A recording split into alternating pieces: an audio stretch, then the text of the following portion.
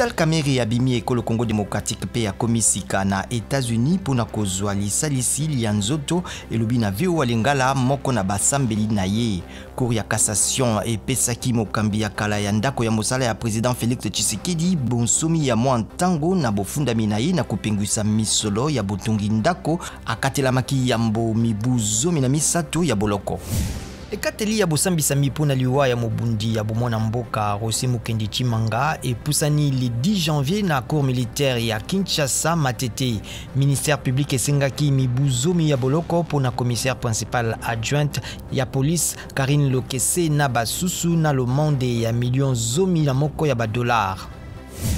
Moto muziki saki parlement au mokolo moye yenga mopela ki lisusu lobby na Afrique du Sud. Moto moko akangama ki pona yango asengelaki ya banda kosambisama lelo.